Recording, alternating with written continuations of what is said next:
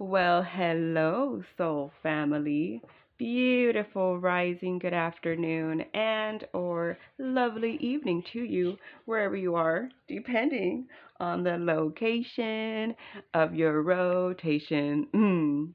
Thank you for stopping by my channel. This is our weekly goddess energy and featuring the book Your Goddess Year by Sky Alexander, a week by week guide to invoking the divine feminine. So, yeah, welcome back. So these readings are intended to be timeless, meaning you can it'll apply to you whenever you feel guided to, whenever you felt guided to this video by spirit. So maybe this is that goddess's energy that's calling to you.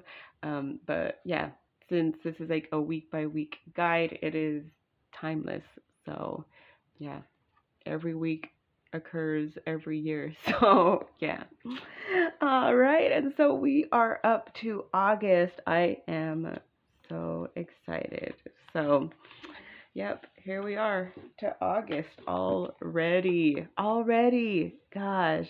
And look at the picture. Love it. All right. So it says, this morning the sun endures past dawn. I realize that it is August, the summer's last stand. Sarah Baum, English author, A Line Made by Walking. August. August is a time of fullness, when life on earth is bountiful and we reap what we've sown. The glowing goddesses Diana, Oshun, Pele, and Parvati personify this bright and beautiful month. As you meet the deities in this section and learn about the traditions that celebrate them, let their experiences inspire you in matters of self-reliance. How have your efforts brought about or inhibited abundance? How can sharing your powers with others benefit all concerned? The goddesses' stories can guide you. Oh, I'm super excited. I'm so excited to read about, what she found on these four goddesses. So, first and foremost, we have Diana. 30 Diana! No.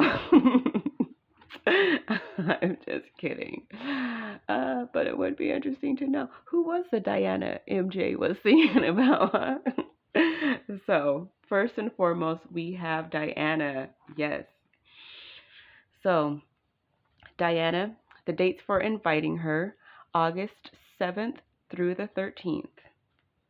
The ancient Romans worshipped the goddess Diana at Nemoralia. Nemoralia? Yeah. The Festival of Torches on August 13th. This week, we too honor the fiercely independent deity who protected animals, women, and slaves as we seek her protection in our own lives. Her story. The Roman moon goddess Diana is the daughter of Jupiter and the sister of the sun god Apollo. Oh, very interesting. Love it. Okay. The Greeks knew her as Artemis. Considered a maiden goddess, she's often depicted as a teen or young woman dressed in hunting garb. The free-spirited animal whisperer swore never to marry and chose to live in the forest among the woodland creatures that she protected and preferred as companions, instead of engaging in the ongoing dramas of her fellow Roman deities. However, she's also known as the goddess of the hunt and is often depicted carrying a bow with a quiver of arrows slung over her shoulder. Thus, she represents the sacred hunt, during which an animal offers itself as a sacrifice and is taken with reverence and gratitude rather than in meaningless slaughter. Oh, I love it. I love it. All right, let me see if I can turn the page. Okay, right. Her animal totems. Although Diana watched over all animals, domestic as well as wild, she's most often shown in the company of deer and hounds, or sometimes bear. Some art and legends link her with horses and or boars, And Roman sculptors even carved statues of her with three heads: a dog's, a horse's, and a boar's. Interesting. Okay. As a moon goddess, Diana is linked with and safeguards women and children who, according to astrology, are governed by the moon. Mothers to be sought her aid in childbirth, and women who wanted to become pregnant asked the goddess to make them fertile. Because she also helped slaves and people of the lower classes in Roman society, she became and still remains one of the most revered deities. According to one myth, the goddess took a fancy to the great hunter Orion, but her brother Apollo disapproved of the match. Apollo challenged Diana to a shooting contest in which she accidentally killed Orion. Oh my gosh. The heartbroken moon goddess then turned her beloved into a constellation so she could join him in the night sky as she positioned his loyal hunting dogs near him for companionship. The constellations Canis Major and Canis Minor. That's very interesting. I told you there's always some kind of terrible tragedy. Nobody can just be happy. Like there's always some kind of tragedy and like a broken heart. Like I think we gotta change that. Like we gotta. I feel like it's time to rewrite these stories. Anyways, where to seek her? Go for a walk in the woods alone or with a pet dog. Pay attention to wildlife you see along the way, their shapes and colors, movements, bird song, and so on. Try to sense Diana's presence. You may see her in the shadows or hear her voice in the rustling of leaves. Hmm. Reasons to invite her. Do you feel you've become too reliant on someone else or gotten too entangled in other people's affairs? Is a relationship smothering you? Do you need some time and space to yourself?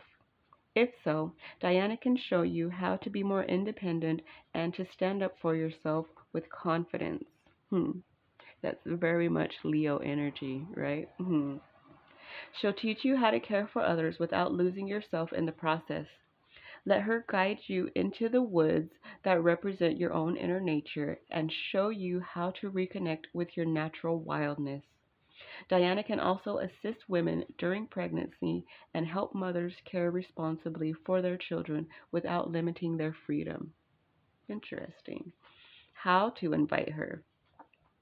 This week, summon Diana as her Roman followers did by celebrating her festival. Honor not only the fullness of the season, but also your own wholeness as a person complete and beautiful within yourself. 1. Wear summer flowers in your hair or hang a garland of blossoms around your neck. If you have a pet dog, decorate its collar with flowers that are safe for dogs. Aww. My dog's literally like laying here right next to me, and she's been here like the whole time since I started the video. Like licking my leg every so often. Like I'm like, oh Diana, totes. Heard. Okay. Number 2. Share bread and seasonal fruit with friends and loved ones, and be sure to leave food out for the wild creatures. 3. When the moon rises high in the night sky, light a torch or a candle in the goddess's honor. In ancient times, revelers carried burning torches to Lago de Nemi, a sacred lake south of Rome, and shone their light on the surface of the water where it merged with the moon's reflection. If there is a pond, lake, or other body of water near you, you may choose to do the same. Otherwise, simply light your torch of any kind and give thanks to Diana for your blessings. 4. Ask the goddess to protect you throughout the rest of the year. So, there you go. How to tune into Diana. So, more information about her is it's very interesting to see the similarities in different cultures, different ancient cultures too, of the goddesses and how which ones do different things and whatever. So yeah, super exciting. So this is how to get in contact with Diana. If you have a dog, give it a kiss. From me and Diana. No. But yeah, so awesome. I'm super excited for this month of,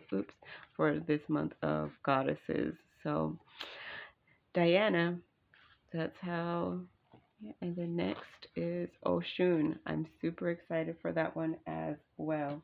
All right, beautiful people. So, I just want to say thank you so very much for tuning in to our goddess energy for this week. I hope you all found something that resonates with you. And if you feel guided to tune in with Diana's energy, then absolutely do so. So, all right. I hope you all have a beautiful rest of your day. If you enjoyed this video, please remember to hit that thumbs up.